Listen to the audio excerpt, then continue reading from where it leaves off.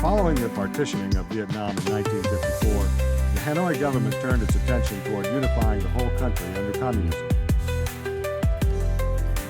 The supporters of Hanoi's revolution, generally known as Viet Cong, set about gaining control of the peasantry by alternating propaganda and persuasion with terror and massacre. For 10 years, the United States provided a military assistance group to South Vietnam in hope of limiting U.S. involvement and defeating the Hanoi-backed insurgency. In August 1964, the stage was set for massive U.S. intervention. When North Vietnamese patrol craft attacked the U.S. destroyers Maddox and Turner Joy, President Lyndon B. Johnson ordered a retaliatory bombing of North Vietnamese targets, and Congress gave him a free hand to act militarily by passing the Gulf of Tonkin Resolution. When the Viet Cong shelled an American barracks at Pleiku in South Vietnam in February of 1965, U.S. warplanes bombed North Vietnam, and a steady, massive increase in U.S. ground, air, and naval forces began. By the end of 1965, 180,000 Americans were fighting in Vietnam. Another 50,000 served with U.S. carriers and supporting vessels in the South China Sea. By 1965, it was clear that the North Vietnamese supply route along the coast would have to be blocked. Accordingly, 7th Fleet cruisers and destroyers bombarded enemy positions near the coast, while U.S. naval and Coast Guard vessels joined the growing South Vietnamese Navy in Operation Market Time. The Market Time force used a variety of naval vessels and patrol aircraft to maintain a 24-hour watch over 1,000 miles of coastline. This operation denied the enemy a vital water infiltration route and slowed the supplies flowing from North Vietnam to a trickle. Operation Game Warden, extension of Market Time, projected compelling power into the interlacing waterways of South Vietnam to prevent further communist infiltration and arms buildups in South Vietnam. It used U.S. river patrol boats and Seawolf helicopters to blockade known enemy crossing points, support commando and South Vietnamese provincial force operations, and protect the civilian population against the Viet Cong. The air war involved a bombing program known as Rolling Thunder, intended to bring the communists to the negotiating table. It was designed to block North Vietnam's lines of communications, destroy overland links with China, close North Vietnam's seaports, and restrike all previous targets as needed.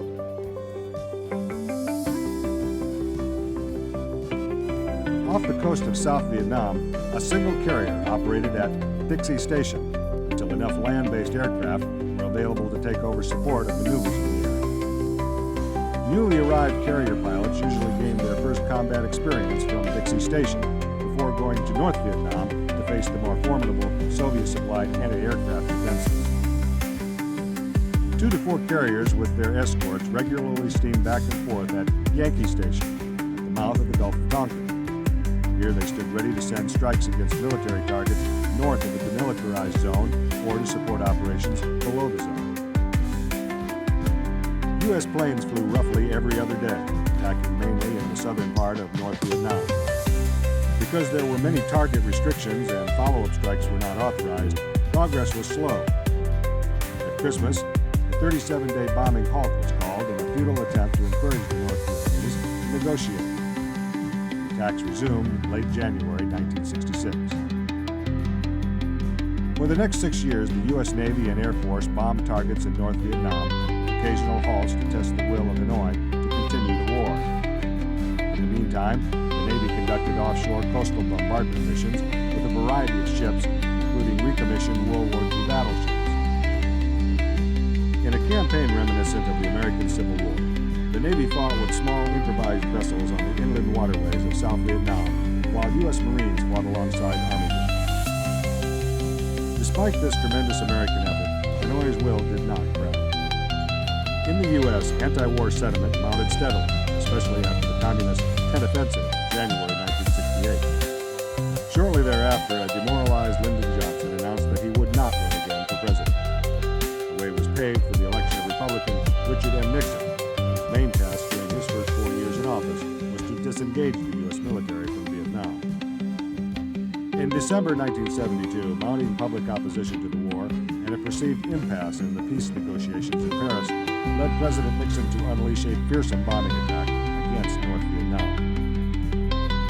The 12-day campaign of saturation bombing, codenamed Linebacker 2, reduced huge areas of Hanoi and the seaport of Haiphong to rubble. On 3 January 1973, the North Vietnamese proclaimed their readiness to reach a peace settlement. A ceasefire was signed in Paris on 27 January. In return for withdrawal of U.S. troops from Vietnam, the North Vietnamese agreed to release all prisoners of war and let the people of South Vietnam determine their own political future. After the Americans had dismantled their bases and departed, however, the North Vietnamese overran South Vietnam and by 1975 had united the country under communist rule. The U.S. crusade in Vietnam cost 56,000 American and possibly 2 million Vietnamese lives and $135 billion American dollars. While funds for naval building had been redirected to support the Vietnam War effort, the U.S. Navy had declined while the Soviet Navy had grown. The decline continued when Jimmy Carter became president. Determined to cut military spending, he initially rejected proposals for a Nimitz-class carrier. He changed his mind, however, after Iranian students stormed the American embassy on 4 November 1979, setting up a crisis that lasted until 20 January 1981, the day Ronald Reagan assumed the presidency. Maritime superiority became the goal of President Reagan and his spirited young Secretary of the Navy, John F. Lehman, Jr. The new secretary immediately set out to build a 600-ship Navy and develop U.S. maritime strategy centered around the large aircraft carrier. Touting the large carrier as his weapon of choice for a limited as well as nuclear war, Lehman scornfully neglected the small ship Navy. Satisfying Lehman's penchant for battleships, the Navy in 1986 deployed a battle group centered on the USS New Jersey. In 1987, while Lehman concentrated on building additional aircraft carriers and enlarging naval air power, the Iran-Iraq War impeded the efforts of smaller U.S. warships convoying oil tankers through the Persian Gulf.